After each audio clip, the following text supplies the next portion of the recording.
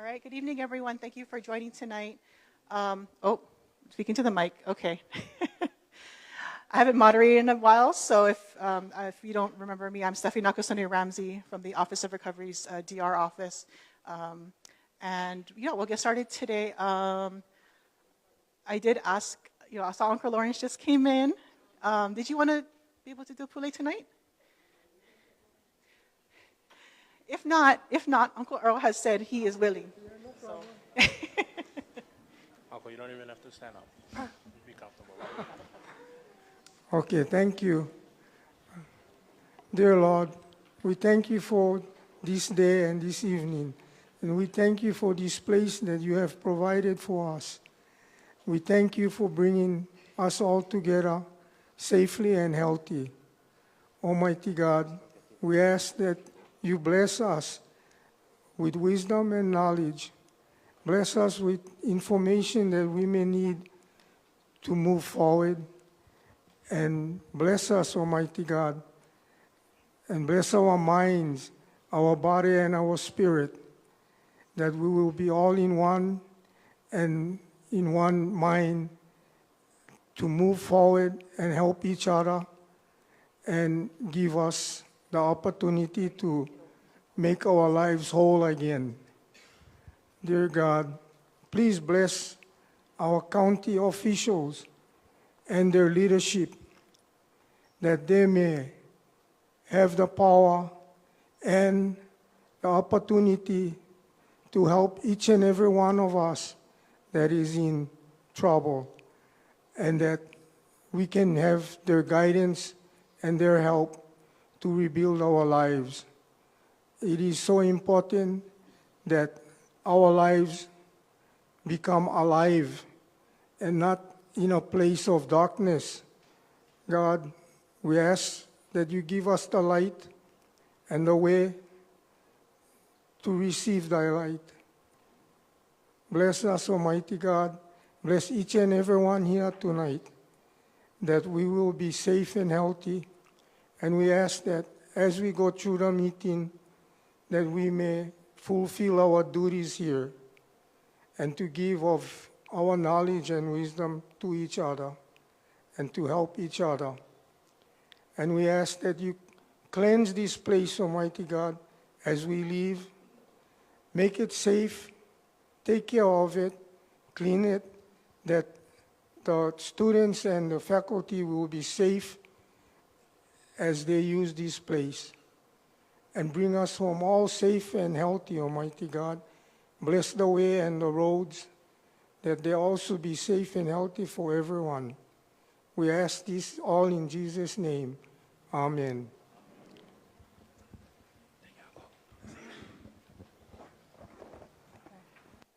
Mahalo, Uncle Lawrence. All right. First off, wanted to make a quick announcement. We have Robin and John. Where are you guys again?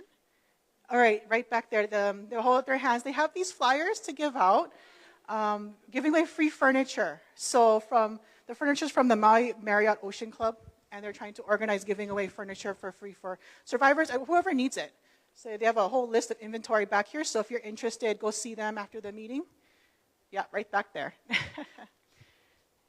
And let's see, we'll get to our first slide. As always, we want to remind you to take care of yourself. Mental health resources, numbers there, QR code there, and more numbers and email, website.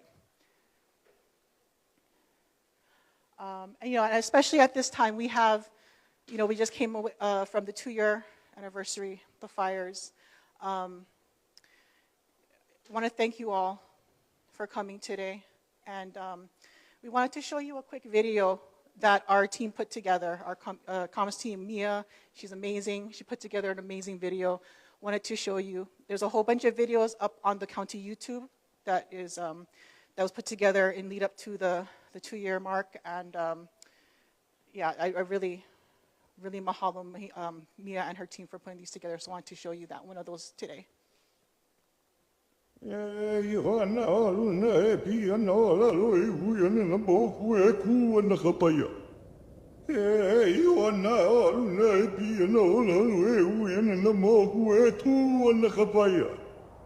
Ihona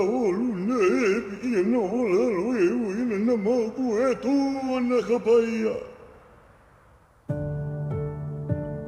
years ago, our community faced one of the most challenging moments in our history.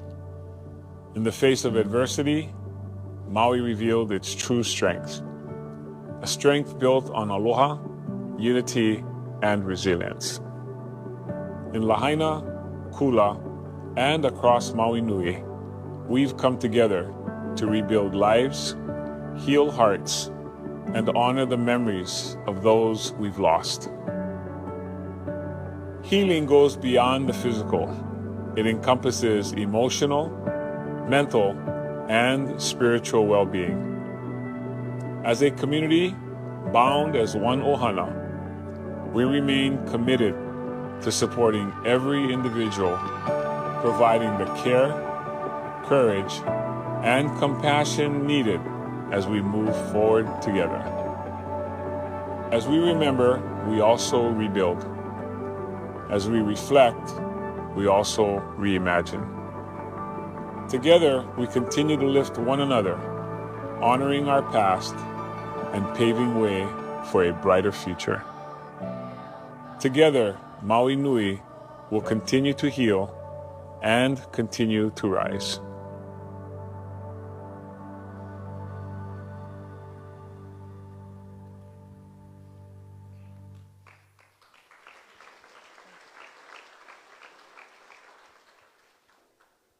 Sorry, it might take a while. And that brings us, obviously, we just wanted to share a few photos from this past Friday for some of the events that were held. The paddle out at Hanako'o'o, beautiful day on the water. I want to mahalo everyone who was able to be there that day. Might take a little bit of time. There you go. And then we moved on to the county building at the noon for the Laha'ola Day of Healing. A lot of dignitaries, Mayor Bisson, Governor Josh Green, and our congressional delegation, Council Member Tamara Paulton, all gave very beautiful speeches. And then we also capped it off with the evening tribute at the Lahaina Civic Center, music, food, and just togetherness on that day. Again, I want to mahalo everyone who was able to attend, everyone who volunteered, our Team Aloha, who came back in force from last year. You'll see those in the yellow shirts there. Many people from around the island who came to volunteer and help out for that event. So mahalo. And that brings us to tonight's agenda. We have U.S. Army Corps of Engineers here to give a status of the debris transfer. We have EPA here for a presentation on the Wahikuli Gravity Sewer Design Project, preliminary placement of lateral connections. Then we also have the state's DCMP here to give some updates, and well as our Ho'okumuho team here to give some updates after the launch of the programs on Monday. And let's see. Oh, coming up, we have just a reminder, next community meeting, September 3rd. We're back on our first Wednesday of the month cadence. And now I'll bring in Mayor Bisson for a few opening remarks.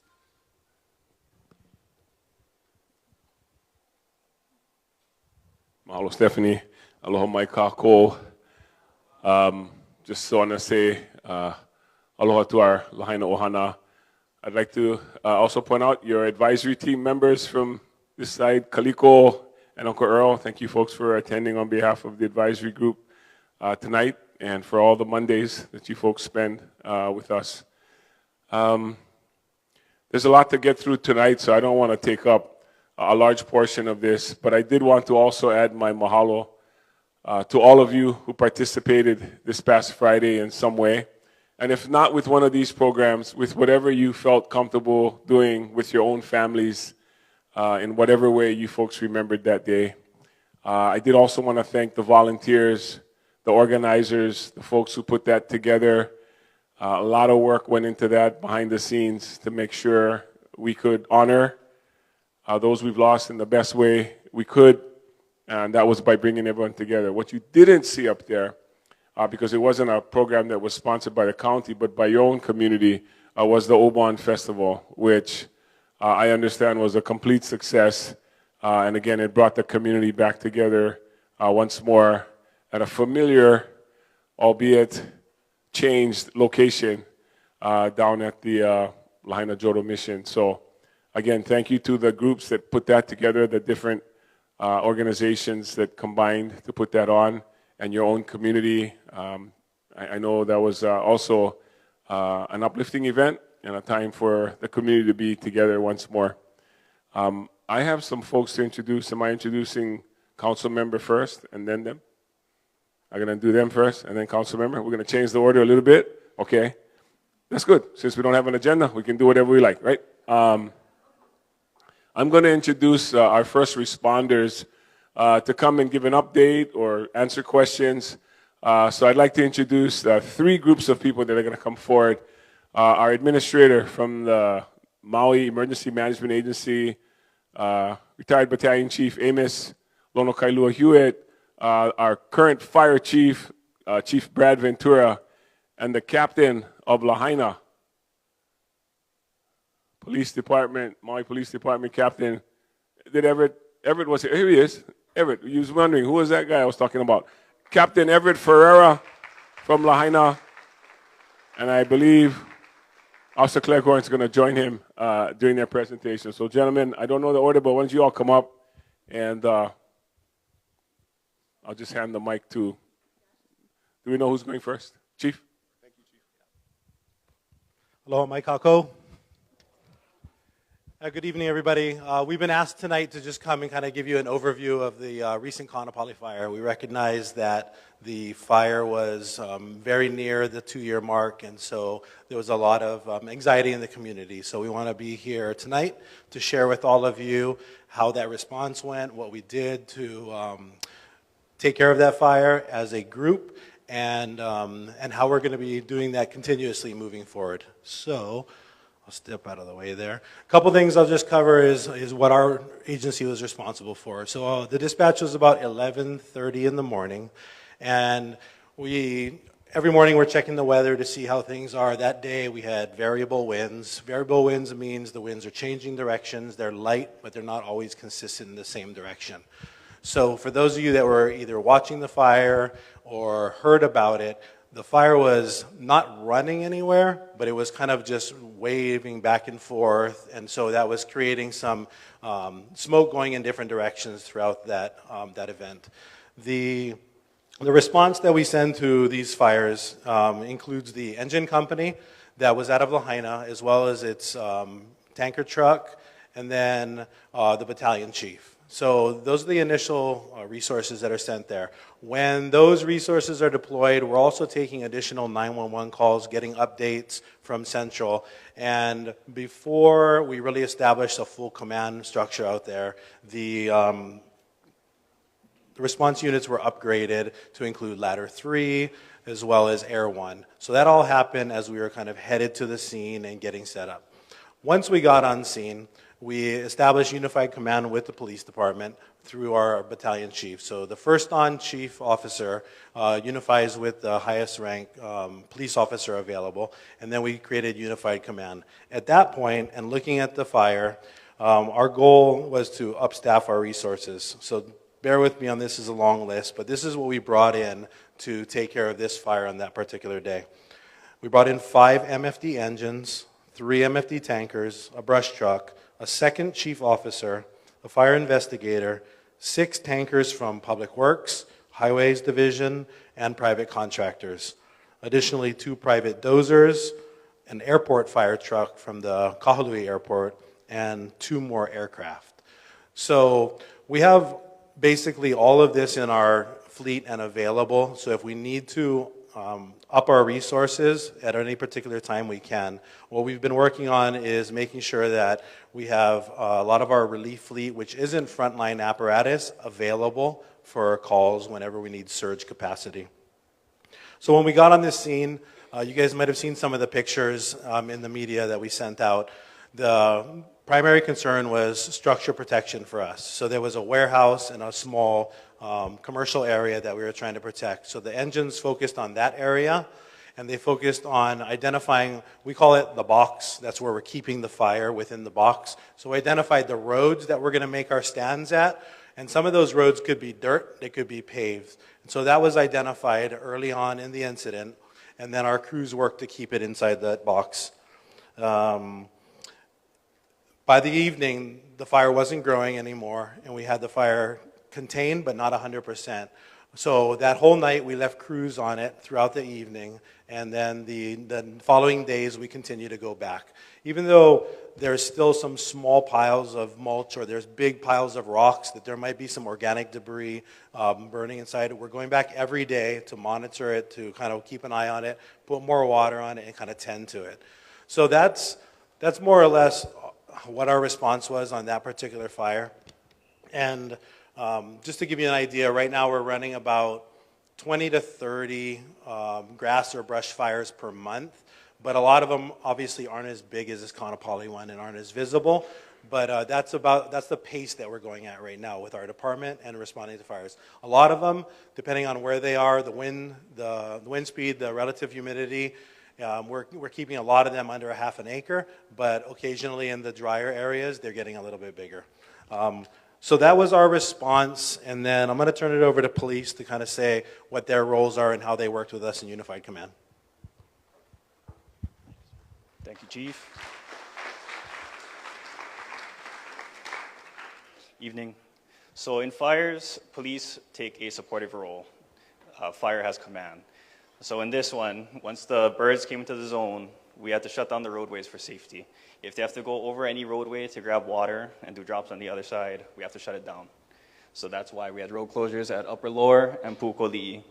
We did open up alternative routes from Kakalaneo over to Pu'ukoli'i and through the gated community. All those gates were open. There's access for ingress and egress. For the evacuations, like how Chief was saying, the winds were variable. At one point, it did change to a southerly direction, and the fire started going towards the Kaanapali Hillside area.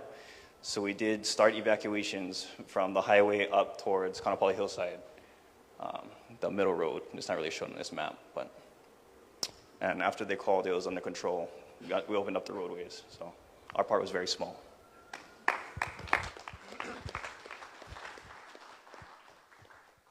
Aloha, mai kākou. So for the Maui Emergency Management Agency, just kind of want to share what we do, our roles, and then how it kind of played out in this particular situation. So the agency has a coordination and support function. It does not have a command and control function. What does that mean? It means that we don't have resources that we deploy on the ground to actually handle any kind of risk. Our function within the EOC is to support the incident commander and unified command in a coordinating and support function, like I said.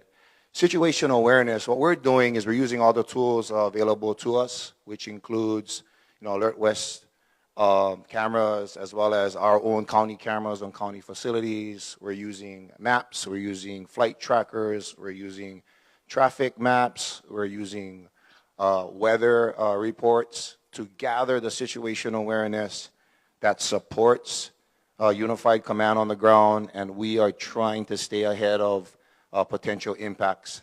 We also use situational awareness is what unified command communicates over the radio. We also use, in that particular one, we use the community network. We have a West Maui community network that I can communicate with that played actually a critical role in that particular fire for situational awareness for us. And we were able to see a better view of that particular fire. Once again, we're coordinating peace, and therefore we coordinate with UC and IC, Incident Command and Unified Command. We do that primarily via a liaison that sits in the EOC. When we activate it to partial or full, we'll call up a liaison from various partners in this particular circumstance, fire and police. They come into the EOC, we communicate with them, they communicate with Unified Command, and that's how that information is shared, and then we attempt to make good decisions based on how that information is shared. We take recommendations from Command. So if Command says, hey, we need to evacuate this area, at least advise, or we do not need to advise. There are no threats. We do not need an evacuation. That's what we're going to follow their lead. Alerts and warnings, that is our responsibility for us. So we did use various platforms to advise. I encourage all of you to sign up for Genesis Protect and MEMA alerts. You can do so in the back. It is the fastest way that I can message you, and I recommend that you do so you can get the information the fastest. We did push on social media. We did do a press release as well. MEMA alerts and Genesis Protect went out, and that's kind of our role. We're looking at all of the tools and trying to decide what tool works the best. And so those tools do include the sirens. It does include emergency alert system and wireless emergency alerts. We chose not to use those tools at that particular time, but that is the role of the agency. Once again, public messaging and our role in evacuations is once again to message related to evacuations. Genesis Protect and MEMA alerts is the tool we're going to use. We want you to see what we're alerting on, and if you guys are familiar with Genesis Protect, you'll see whatever zone is either an advisory, warning, or order, and we'll message that way. Once again, we coordinate with the Unified Command through the liaison in the EOC to ensure that the routes in this particular circumstance, there are private roads and gates that needed to be opened. We coordinated with the police department and was able to push that on Genesis Protect and through MEMA alerts and press release. That's all I have. Thank you.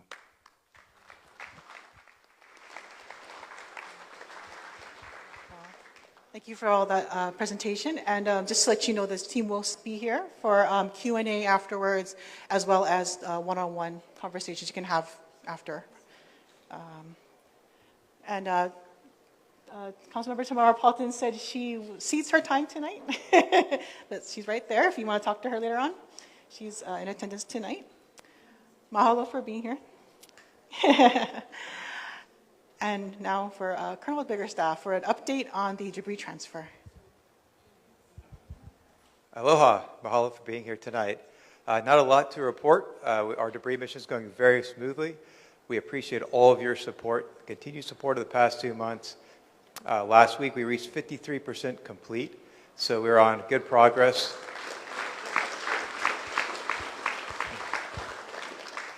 And again, if you know someone hauling trucks, hauling the debris, working for Alpha there on the site, they're doing exceptionally hard work, but good work. They're doing it respectfully, and they're doing it carefully. So please thank them, give them a big mahalo, because they're doing amazing work for us and you all, the community. So again, thank the people doing the work. We're very happy to be where we're at.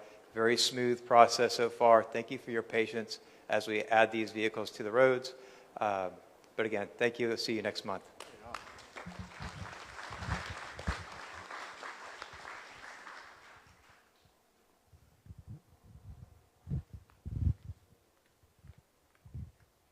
Thank you. Aloha everyone, my name is Sarah Pedroza. I am a disaster recovery coordinator with US EPA Region 9 based on Maui, and my colleague Samantha Bishop, also from Region 9, and I'm an environmental engineer working on this project. So tonight we want to provide an update on the Wahikuli Gravity Sewer project that impacts the Wahikuli House Lot subdivision. As you guys know, we took on this project last year, and it's funded by FEMA, trying to bring sewer service to the Wahikuli community to get the community that is on cesspools off of cesspools. We've provided a few updates in the past, but part of the project provided an environmental review, which was complete in July. If you go on mauirecovers.org/wastewater, you can click on a link to get a copy of that environmental review report. After the environmental review, we go into the design of the gravity sewer system. You guys may have seen over the last few months that there was contractors out in the field doing topo and geotechnical surveys. Those are also now complete, and that takes us to the point where we are at 30% design. So we're going to show you some maps that provide more information on the lots of what we're looking at for some of the preliminary designs and what we got from those surveys. Next slide, please. So as Sarah said, we got to 30% design, and our goal is to give you information as soon as we have it. We got this from working with our contractors on Monday. We're bringing it to you today, and the reason for that is we know you're rebuilding, you know you want this information. What we've been hearing a lot is if you're in this neighborhood, where should my lateral be? Where should I think about stepping out on my property? And so we have this map where we propose the laterals are going to be based on the topographic survey. If you go to Maui Recovers, you can zoom into your lot. You can see where that lateral is. You can also come to our table. We've printed out a large-scale map.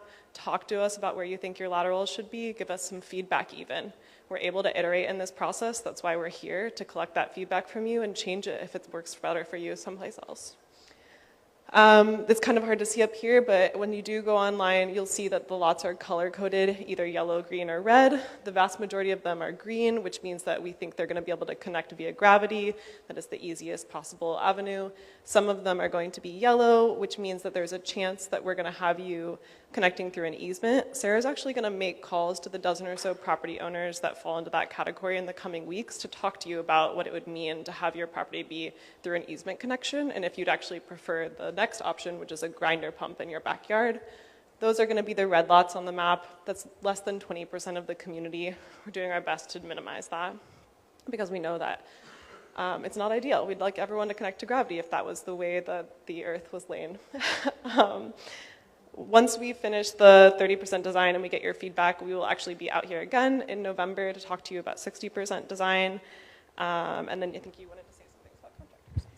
Yes. So we contacted you in the past. Again, like Samantha mentioned, we'll be contacting you again for the properties that have the option to get more feedback. But we will also have contractors in the field basically looking at this design. This is our 30%, but basically validating it, doing some QA, QC, physically going out there, seeing if what they saw in the topo and surveys makes sense, if they see any other obstacles in the way, to see if they can refine some of those designs. And so that's why it's very critical at this point to also get your feedback as you're rebuilding, because you know your property better than anyone. There may be something subsurface. I know we've had members of the community mention they have rock walls or driveways or grandma's mango tree or a septic system. We want to know that information, because if there is leeway, we can take it back and see if there is any,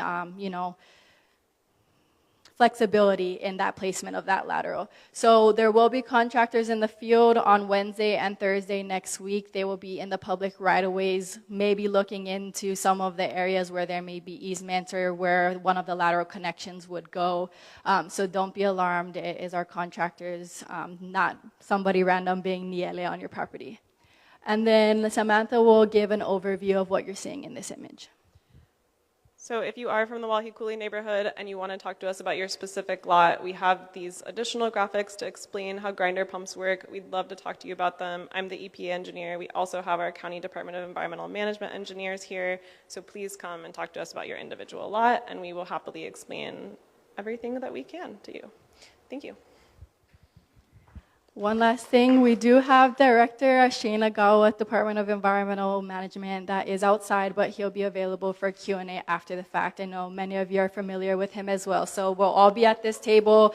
There'll be a more visible picture so you can actually see some of those colors if you want to ask us questions while we're here in person. Mahalo everyone for your time.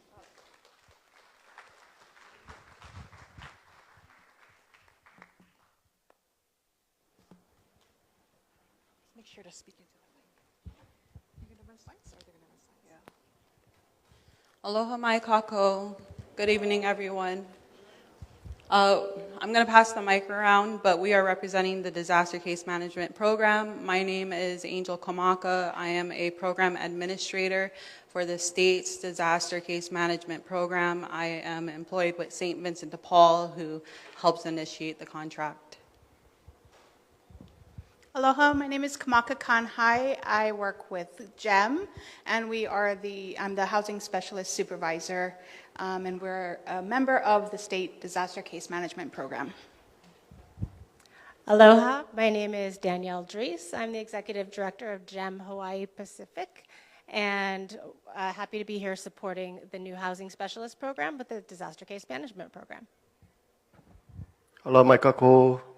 My name is Paulo Fleafine. I'm the Resource Coordinator for the Disaster Case Management Program with St. Vincent de Paul. We're going to open up with our remembrance ceremony that we did to honor the 2-year anniversary last week. This is something that we did at Laniopoko with a Hawaiian practitioner. It was a lei-making ceremony. If we can roll it.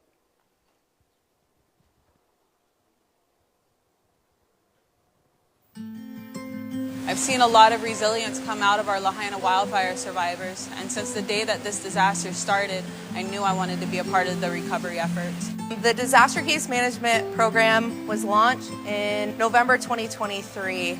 Today, our team came together with all of our partners to Lahaina to make lei, have a pule, and to go together to the memorial crosses. In the beginning, our focus was mostly on immediate service response, emergency services, and immediate sheltering. We've transitioned into meeting more long-term recovery needs, such as housing and long-term stability programs. My role as a disaster case manager is to support, facilitate, accommodate, help my survivors to achieve their recovery plan. That's my vision, is to see them in their permanent housing so that they can start all over again. Housing is the main need. It remains the main need. We were in a housing crisis before the fire, and the fire just exacerbated that issue. All of the things that are planned to commemorate the tragic fires in August of 2023, they definitely resemble hope and the resilience of this community.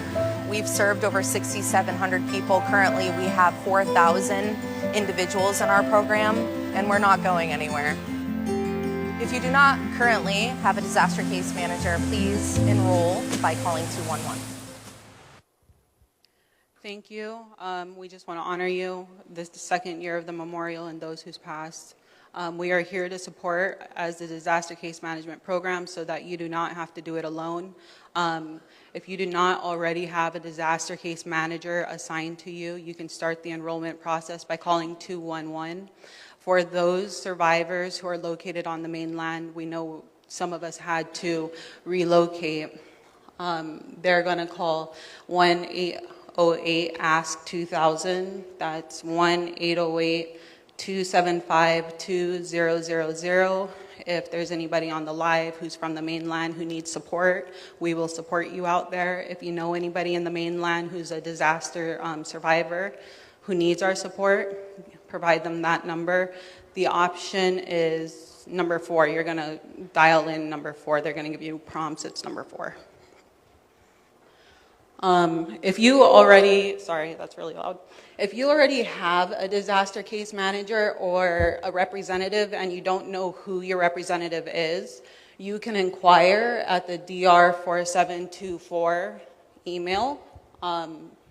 There is our program administrators who will respond to you and get you resolution, whether it's connecting you to your disaster case manager representative or reopening your case or looking at it to get it reopened or reconsidered. You'll email the email there, dr4724 Maui at svdpdisaster.org.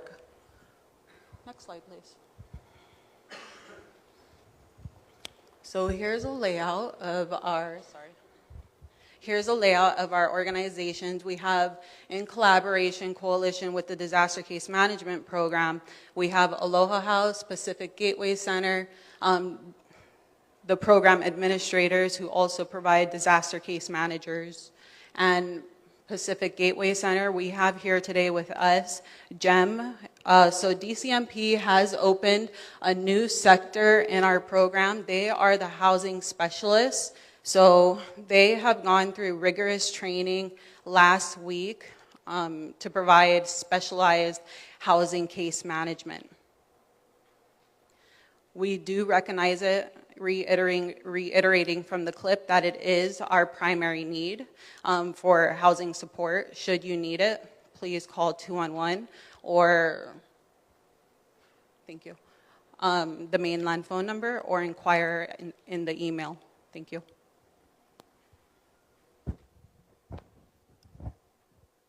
So over 6,000 residents have been served at this time by the Disaster Case Management Program.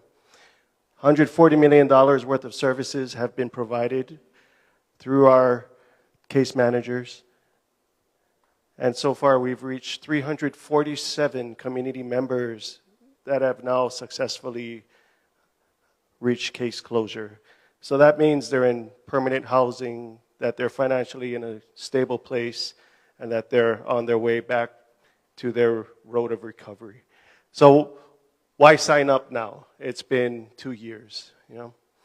So when you work with a case manager, the first thing that they're going to do is work with you to develop your recovery plan. After they develop their recovery plan and identifying what your needs are, they're going to access you into the resources that are currently available. So to urge you, to motivate you really to call that 211 and enroll, there is a program that will be closing on the 22nd of August. That's $1,500. That's going to help for rent, utility, food needs, or a gift card, whatever your current need is. But it's by referral only from a case manager. So if you haven't joined us, please join. If you have been out of touch with your case manager, please give them a call. You know? And recently the governor did address, during the second anniversary, pointing out once again the priority of housing. And so on that, I'm going to segue to Daniel, who is with Global Empowerment Mission.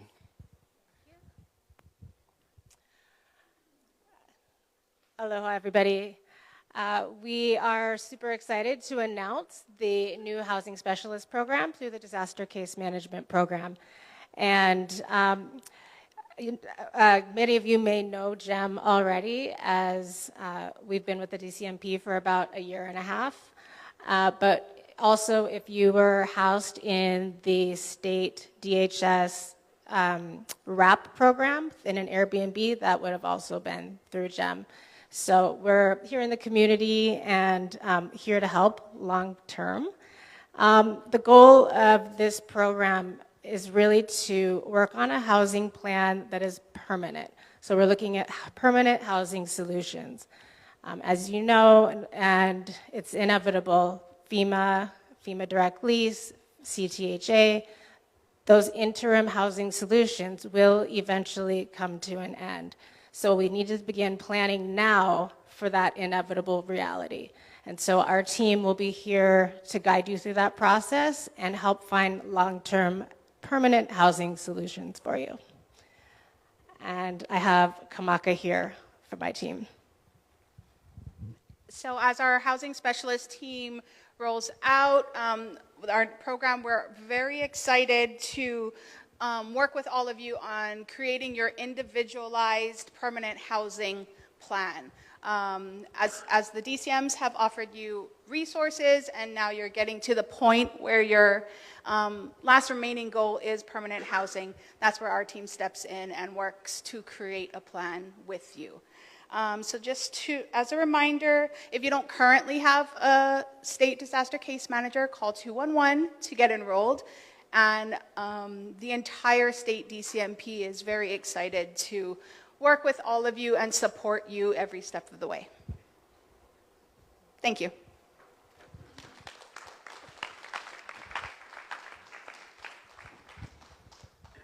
All right. Aloha, everyone. Thank you for all those presentations. I feel like we are the most informed community. You guys are. And it's amazing to me how you pay attention to what we're bringing, and you ask awesome questions. So we'll go into one more program. So to follow on the heels of what our disaster case managers just said, we know that housing is a really, really big deal. So the county's program, Ho'okumuho, is directed at the permanent solution. So we have 3 programs that we've launched. We're going to talk a little bit about those tonight. I'm going to bring up Jeannie to help me a little bit. I'm going to bring Patience over here in a little bit too to help answer questions, but let's run through it. So, sort of our little tagline for Ho'okumuho is restoring community and building our future. It goes along with the theme of all of the restorative work that's going on in Lahaina.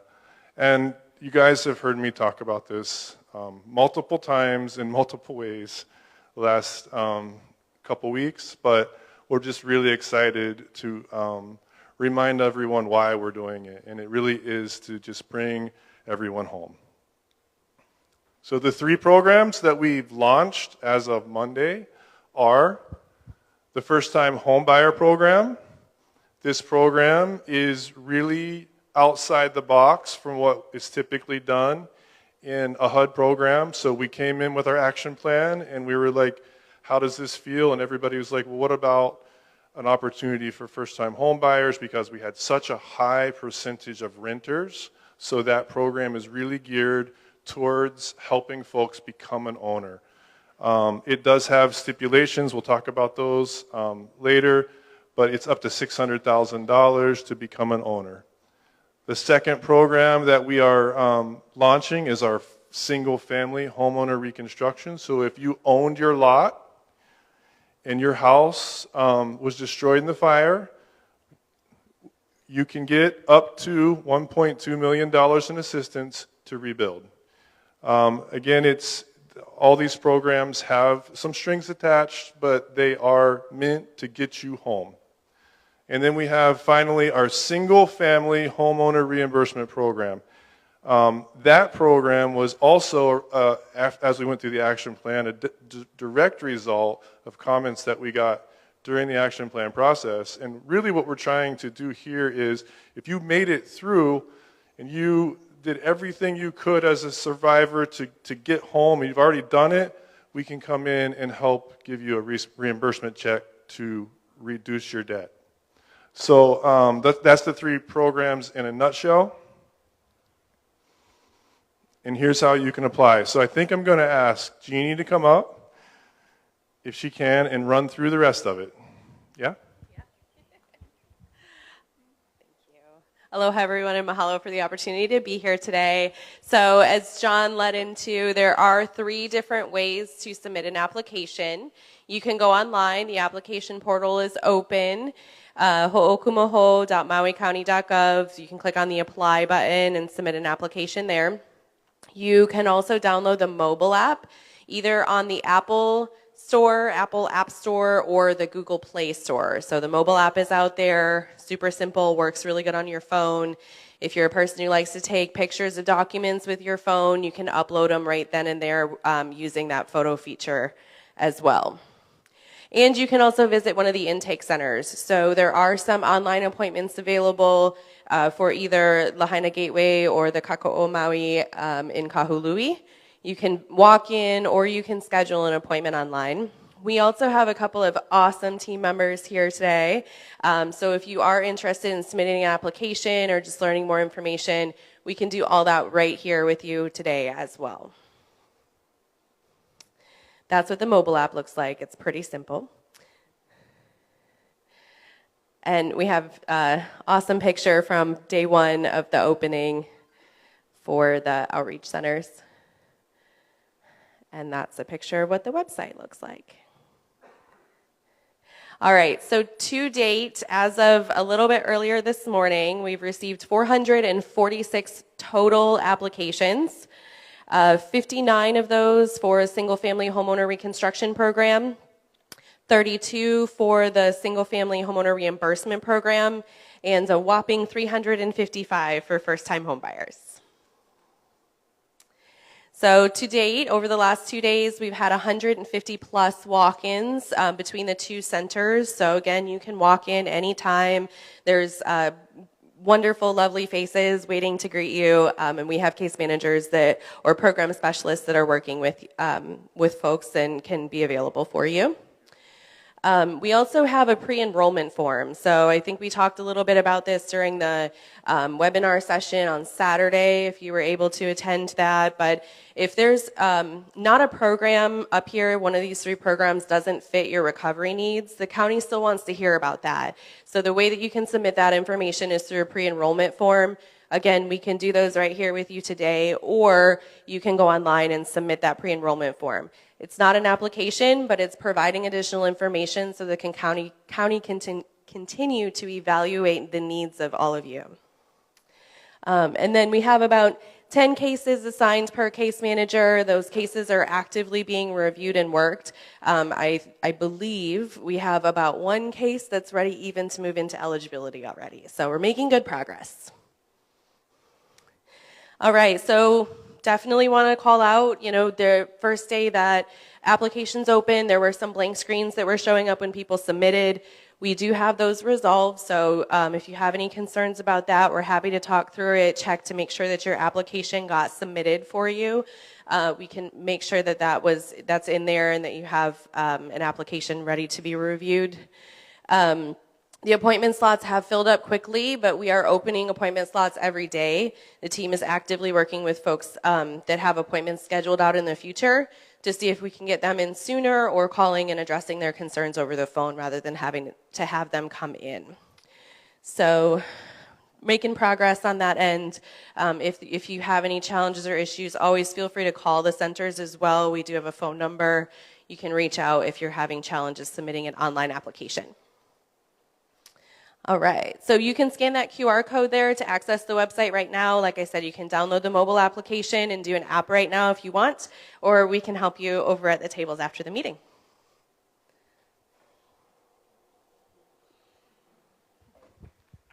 Thanks, Jeannie. Yeah, what an awesome start to these programs.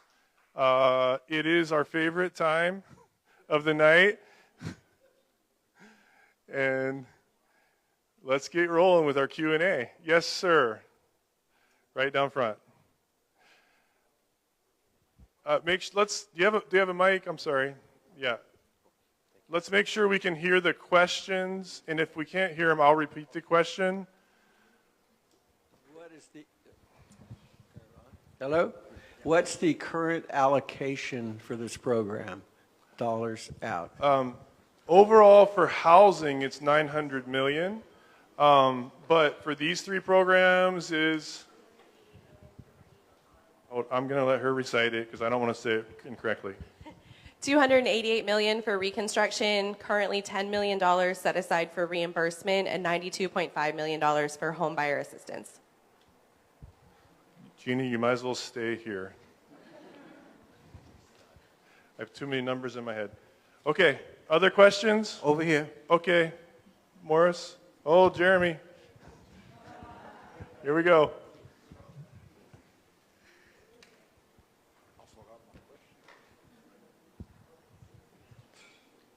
Of the grant money, does that reimbursement or anything, is that considered double dipping if we have a SBA loan? I'll let Jeannie answer, but go ahead. All right, so an SBA loan is considered a duplication of benefits because it's a subsidized loan through the federal government. That is something that is specified in the HUD guidelines for this funding source and cannot be changed. Second question is, what happens to all this funding that if by any chance, some crazy reason, not enough people qualify to use up all the funds? I want to know where this money goes to at that point. The money that's allocated to the housing programs will stay in the housing programs. So if for some crazy reason we weren't able to spend it all in one of the programs, then we would reallocate it and make a program that would help more people in housing. I mean, the money came for housing, so we're going to keep using it for housing. So just to be clear, the $400,000 would have been free money, but early on everybody forced us or suggested it would be a better idea to get an SBA at 2.5% interest. So now I got to pay interest on money that was suggested by FEMA, USACE, and everybody else to go get. And now I don't qualify for free $400,000, the same amount of money that SBA went up grant me. So I'm getting screwed without lube this time again. Well, the DR money wasn't available at the time that those programs came out, but thank you for your comment. Yeah. You want to add something? If I can just add a clarifying thing, just because you received SBA does not mean that you're ineligible. It just means that the amount of funding you could receive may be reduced. So, for example, if you had $1 million reconstruction expense and $400,000 came from the SBA and you financed the rest of it yourself through a private loan or took out of your retirement or whatever it may be, you may still be eligible for that portion that was a private loan or what you took out of your retirement. So still, if you had additional funding above and beyond the SBA loan that was used for the reconstruction, submit an application so that we can take a look and see if you might be eligible for some assistance. Yeah, and just to say that another way, the DR can fill all the gaps in your particular financial situation. So if you can show the gap outside of the SBA loan, then that would be eligible. One more question. Okay.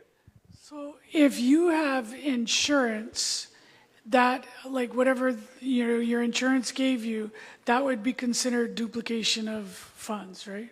That's correct. Okay, so if that you can't, so anything less than or extra that you had to pay, then that you can apply for.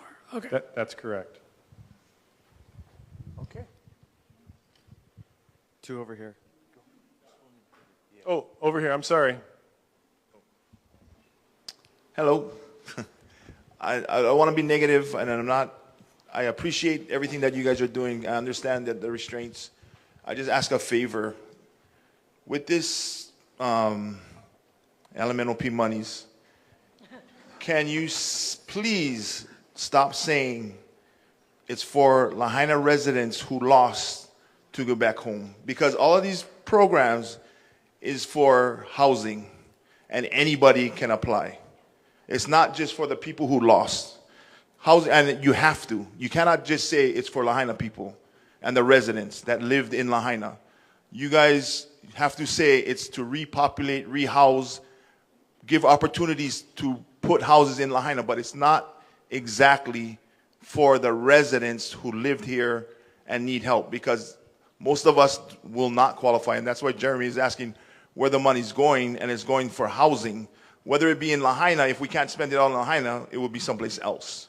But stop saying it's for the Lahaina residents who's lost, because a lot of us, I just saw the news where the renters are saying it's not for them, and as a homeowner, I don't qualify either. I can apply, I could be one of the 56 or whatever who walked in, but I know I'm not gonna get it at the end. So I just would, for my mental health, make it seem like I don't have a chance. So just say it's for housing, please. Okay.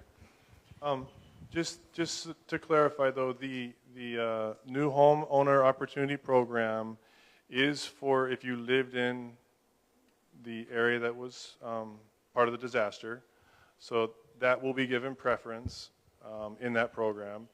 And then the other two programs, you have to be an owner in the area to even start to qualify. So I understand what you're saying, and we'll be careful with our words. Thank you. Over here. Mahalo, Morris.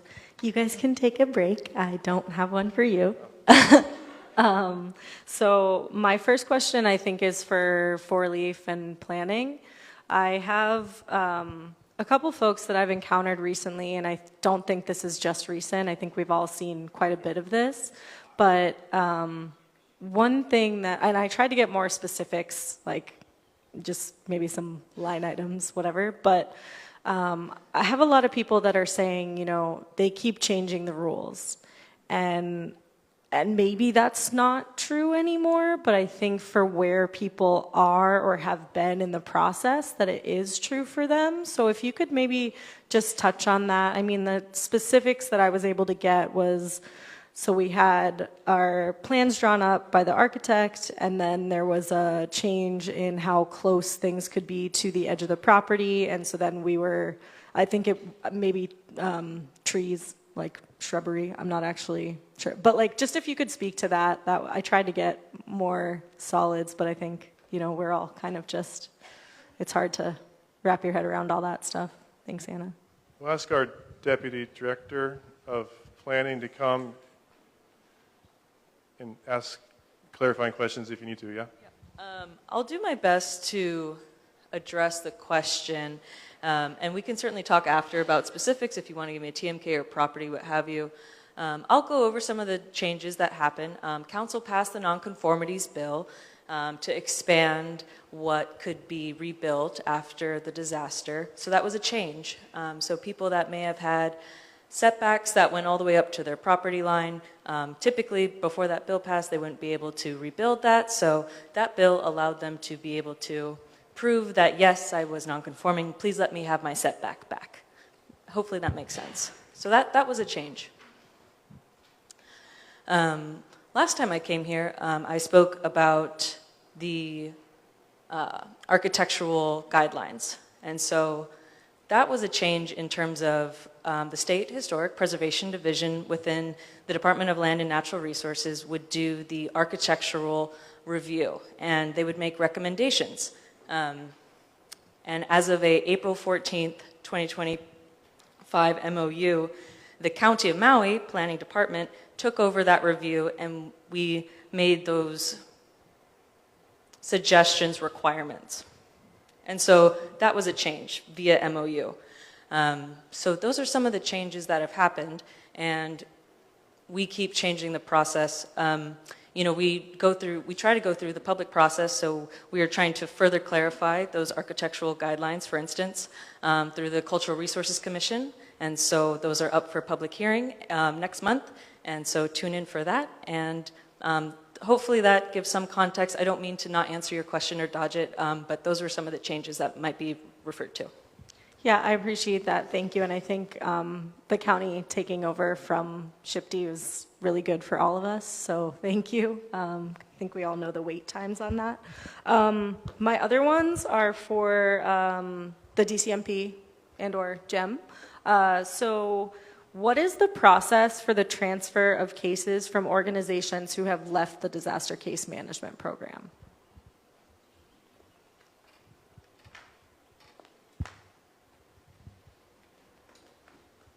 Thank you. So we had 2 organizations demobilized from our program back in June and July. All of those cases have been reassigned to other organizations, and if you are a client or you know someone who is a client that is having trouble getting in contact with their new case manager, that email that was put up above is the best way to go about it so that you don't have to go through 211. Okay, so email is the best way if they haven't been contacted? Yeah. Okay, great, thank you. And then my other question is, who gets assistance from this GEM, this new housing program? And what I mean by that is that, you know, I have individuals who, as far as they're concerned, their only need is housing. And that's been the case. And so when do they get put in front of you as it's their turn or whatever? Because that's really like where I'm stuck with most people. And that's a lot of people's situation.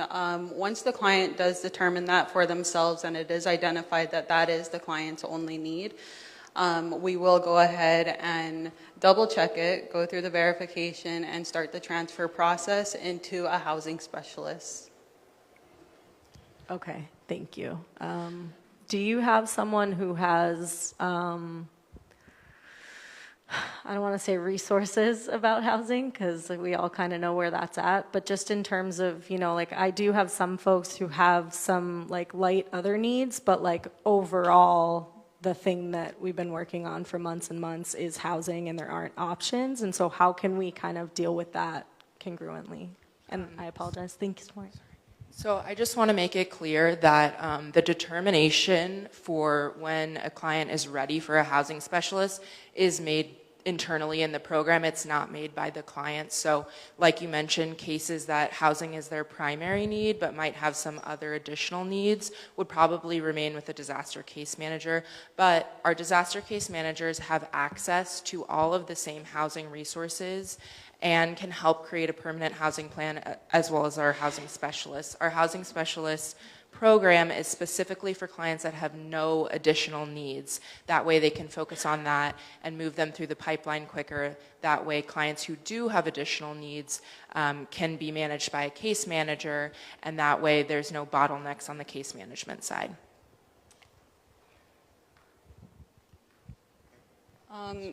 The email that you're looking for is dr4724maui@svdpdisaster.org if you wanted to get back into contact with the program representative. And I think one of your other questions is, do we have housing resources? It's per every individual. The housing resource that's going to be provided for one individual who may be, for hypothetical reasons, low income will be different from somebody else's referrals to housing resources. So it's really a case by case, but we do have viable referrals where we can support clients and their permanent housings. Perfect. So a couple. Sorry. Okay, where am I looking? Okay. Hi, John. It's hot in here tonight. Yeah, okay. Kaliko. A couple things. If I have an SBA loan and I'm interested in ho'okumuho, and I haven't yet started to pay my SBA loan, and I haven't used all of the SBA loan, could I potentially decrease my SBA loan and also still apply for the ho'okumuho? Can I do that same time? I would suggest that you come in and talk to a program specialist with Ho'okumuho for that specific question. Just so everyone is clear, once the funds have been awarded, the amount awarded that is currently available to you is considered the duplication. Any funds from the SBA that have been canceled or withdrawn are not considered a duplication, but definitely talk to your program specialist about your individual case. Okay, so if I was originally given 574, I didn't use it. I now signed my new note of 116. So that balance, I can go and apply at ho'okumuho, correct? I would definitely have your program specialist take a look at it for you. One more thing. If I'm in the DCMP program and I have a case manager there, I apply for ho'okumuho, I get a case manager here. Do I now have two or can I have one? Yes, so we are shifting the narrative a little bit to refer to the Ho'okumuho team as program specialists. So they are only going to be processing your application and completing intake and eligibility for this program.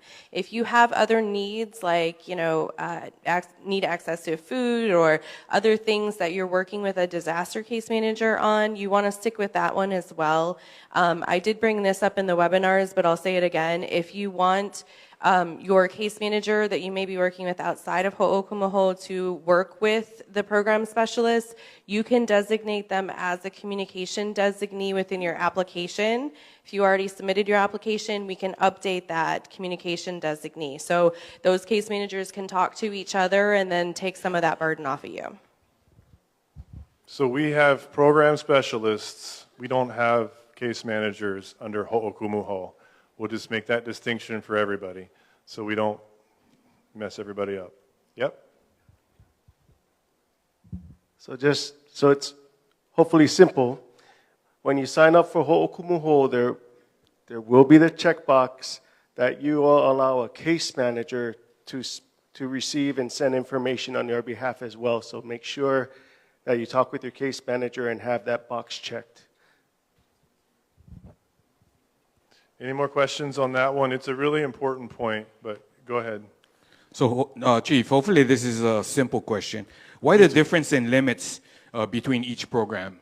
I mean, that's a big difference between 1.2 for rebuild and then 400,000 for reimbursement. I think a lot of us that are going through the reimbursement process probably spent more than 400,000. Yeah, the reimbursement program was an add-on program to start with. That's something that we had to go back to HUD after the action plan. And then when we looked at the numbers and the gap that's likely to come from that program, it was around the 400,000 number. So the 1.2 million number is really meant for those, and we've talked about this many times in here, those people that are in the community that really don't even know how to start to get to a house. A lot of people in the reimbursement program had some means to get to a house, and then this program is meant to fill that gap. So that's basically how it was chosen. Jeannie mentioned a $10 million set aside for the reimbursement program. If the reimbursement program gets more than the $10 million set aside, we will look carefully at how to expand that to meet the reimbursement overall, if that's the need in the community. Thank you for that question. One more. Well, okay, John, you might be able to answer this, but Anna, you also. I had an online phone meeting with you, Anna, and we discussed what was historically relevant if you're in that category where you have to comply with this new level of review. My concern is there any picture representation? Because what was sent to me was words that it should be historically appropriate.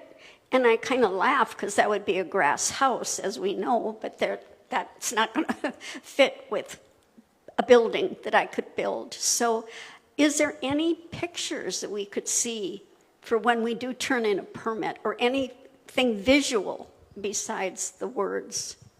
Yes. So thank you. And I'm happy to have a sit down with you in person, as promised. And the document I did send you, and happy to bring in our experts. But yes, so for the National Historic Landmark District, there are reference images, and I'm happy to share those with you. They are located in the West Maui Community Plan as adopted in 2022. Thanks. Thank you.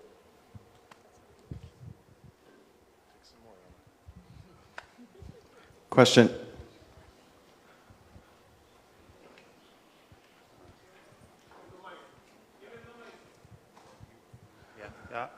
You ready for me? This is also for planning. Sorry to take away from the great questions about Ho'okumu. I also, just to clarify, I am on duty, but I'm speaking as a resident.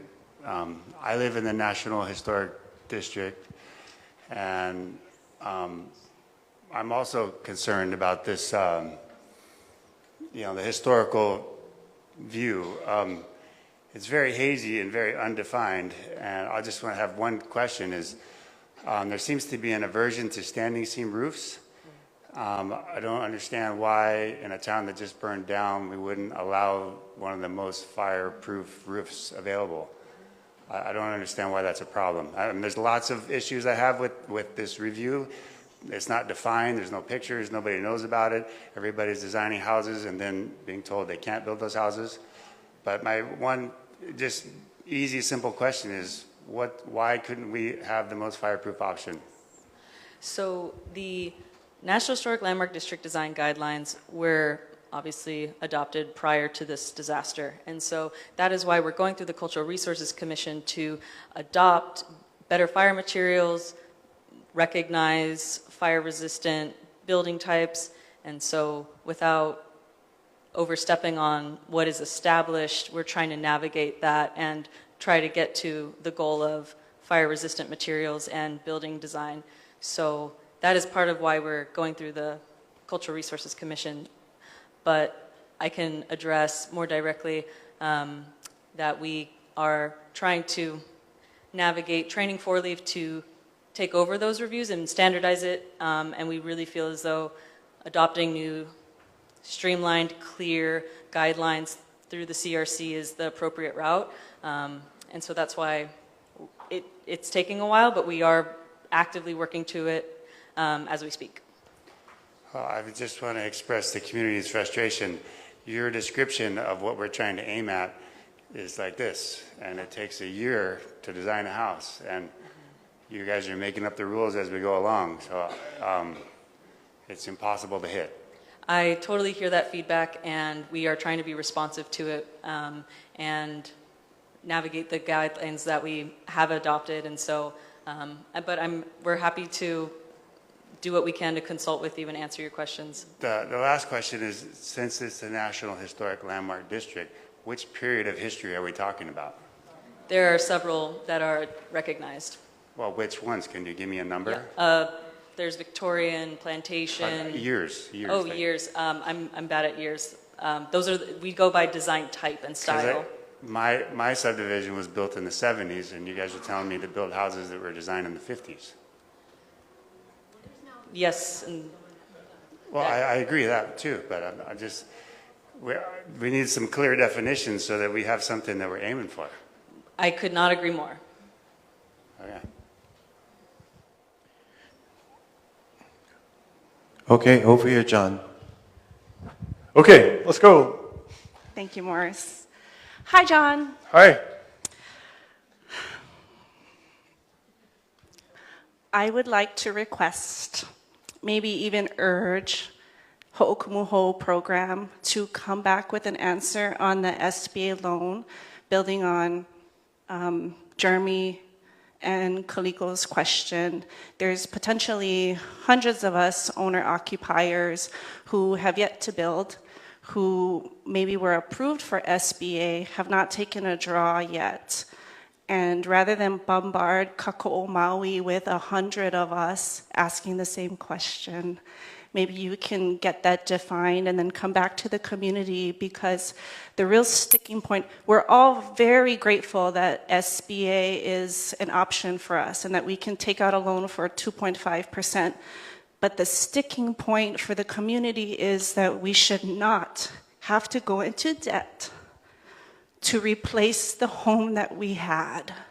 And so if there is an opportunity to build this home without going into debt, which means potentially never taking a draw on SBA and saying, thank you very much, but please kick rocks, we would love to know that, because we don't want to get stuck in a situation where we have to draw on that loan and then you guys come back later on having figured it out and we didn't have to draw on it.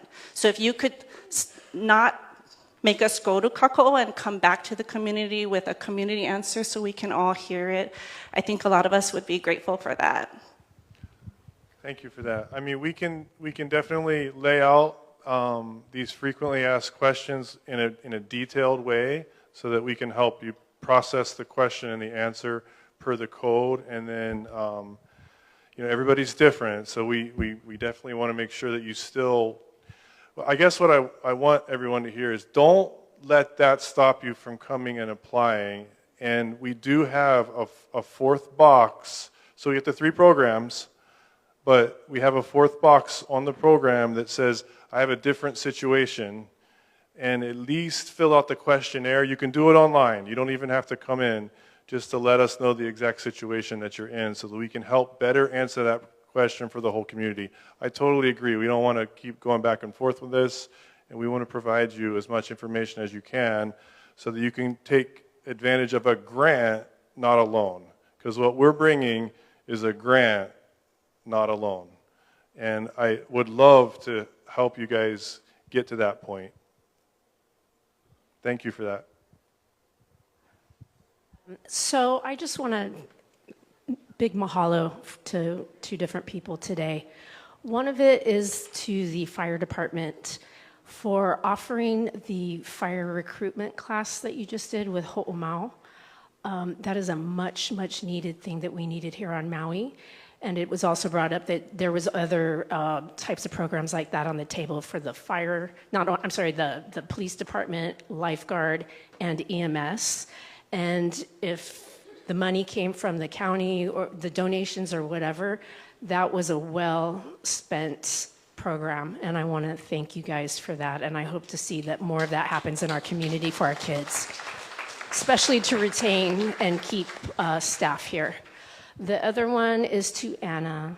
Dear Anna, I just want to mahalo you for being the one to call me and have the hard conversations with me over the National Historic District and the Malibu Barbie houses. I just want to say thank you.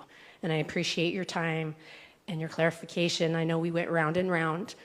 Unfortunately, yes, there are going to be Malibu Barbie houses built down there that have passed people. So I'm sorry to say that, but I just want to thank you, Anna, for letting me know what was coming. So thank you. Yeah. Thank you. Yeah. Anna's awesome. Who am I missing? One okay. more.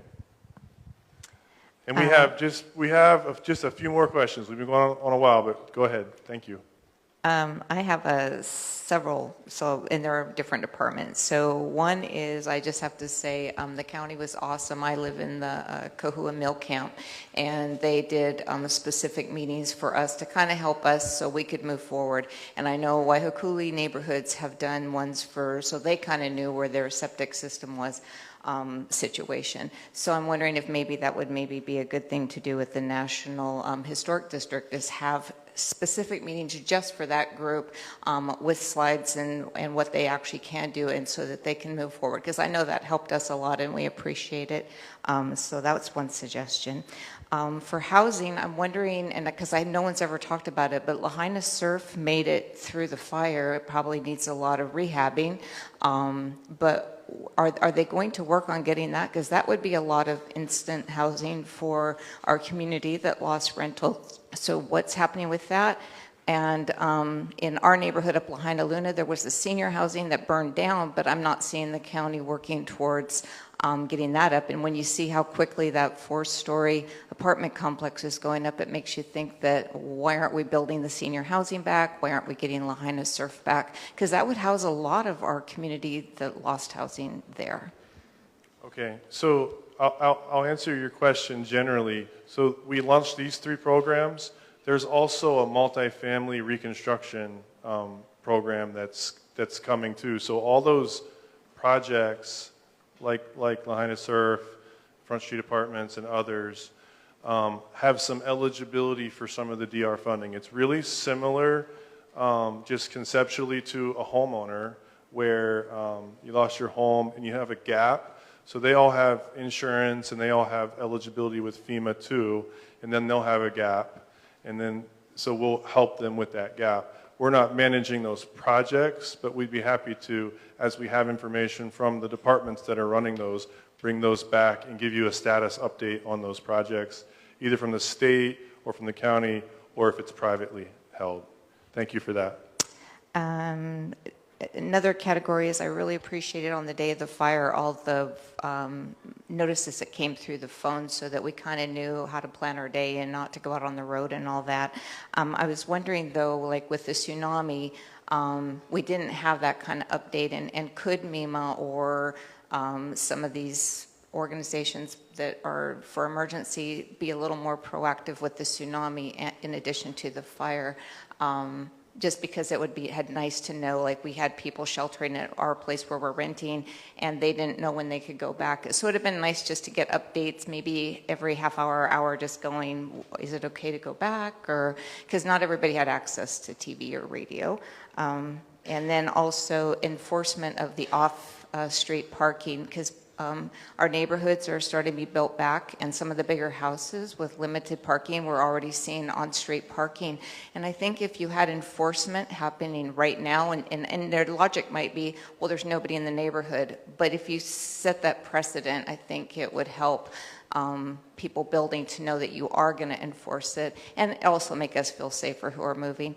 And then my final one is I don't know who to ask this to, but Spectrum to come back, because we have renters that are back in the burn zone now. We're rebuilt, and they want Spectrum, and we're having a hard time getting that. And we're in a neighborhood where there's quite a few houses in, so that it would justify. So I don't know who to ask that to, but so the tsunami warnings, the off-street parking enforcement, Spectrum, and that's it. Thank you. Start with Amos real quick on the tsunami warnings, and I'll do my best to remember the rest of that and answer. Oh, yes. We had sent out multiple press releases. We used Genesis Protect. to message the evacuation areas, zones as well with MEMA alerts and the public sirens. But definitely we look to improve messaging if we think that messaging wasn't effective enough. EAS, and we used every single platform that was available to us, every single one. So I'm not sure if you were connected at all, whether it was phone, TV, or radio, but every single platform was used throughout the whole process. But we are always looking to improve how we send out messaging. Okay. So thanks, Amos. I'm sure having Spectrum would help for that. The question would be the parking one. So we're going to come back and give a presentation on the strategy for parking comprehensively. That's something that my staff's working on right now. As far as enforcement today goes, I mean, we have police here today. They can only enforce on places where they have signs. So that's actually part of the strategy. So if you are seeing parking issues that don't have signage, that's a problem right now. And that's something you can tell us about. We know about it, but if it's something like that, please let us know. The county has a standard way to take input like that. It's called ComConnect or C-Click-Fix. We haven't talked much about that in here, but we've had that for years. Those requests will go directly to Public Works and police to add a sign if you need a sign, and that's the problem. So I can offer that now. Signage is part of that long-term strategy for parking, along with enforcement, but we'll come back and talk about that one comprehensively, but thank you for that comment. What was Spectrum? Yeah, I was joking about Spectrum, but you know, that's real. We can advocate for you to bring those services just at the utility level, so we can do that.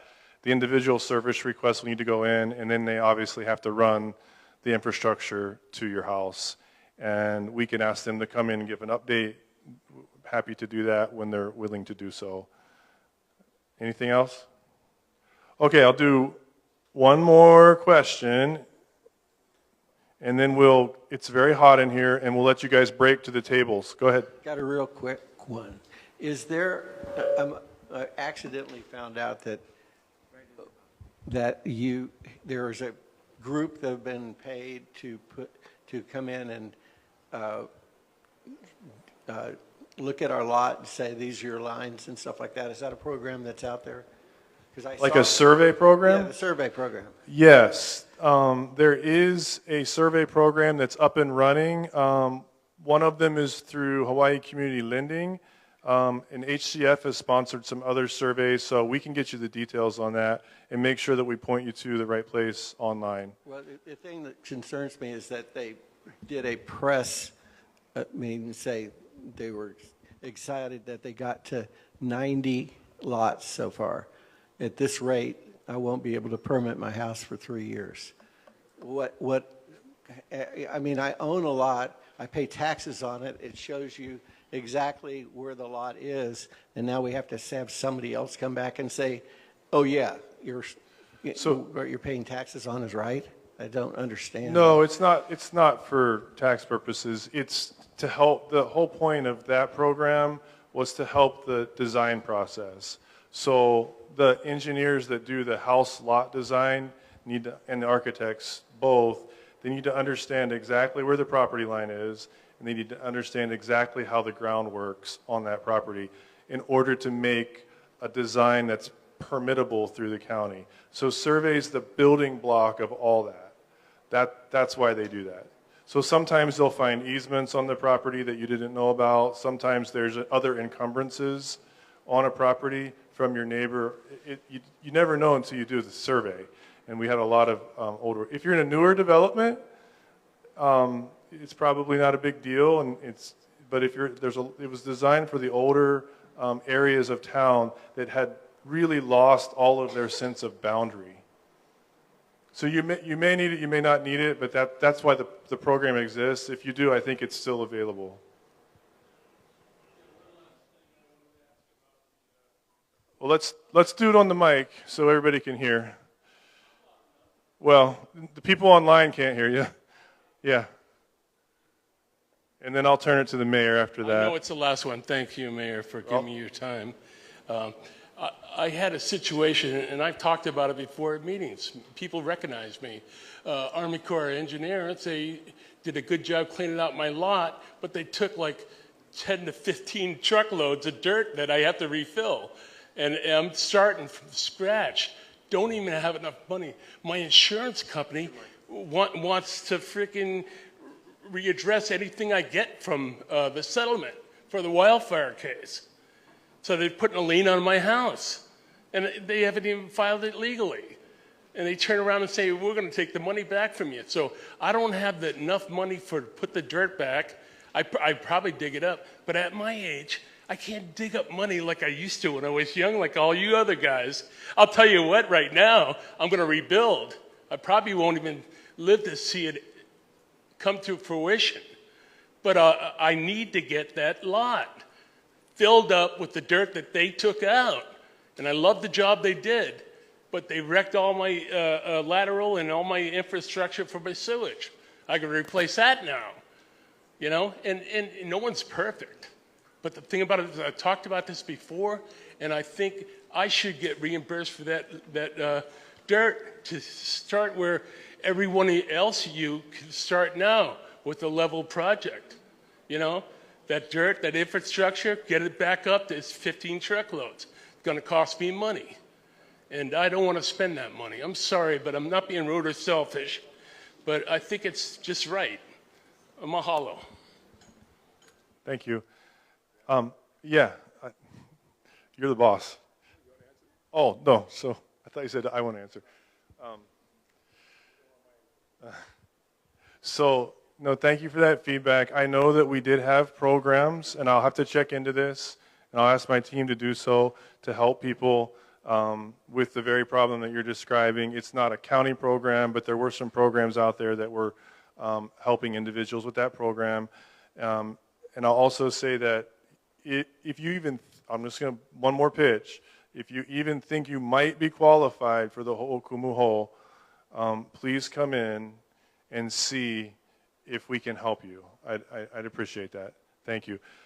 I'm going to turn it over to our mayor to close out the night. We're not going to go away. If you have individual questions, you see all of the yellow tables, or everybody's labeled well, or has a red shirt on, but you know who to ask. Thanks, Mayor. Thank you, John. Thank you, everybody. You know, we ask a lot of you folks to come here every month, so I appreciate that you folks take the time, the effort. We're trying to answer all your questions. Please come up.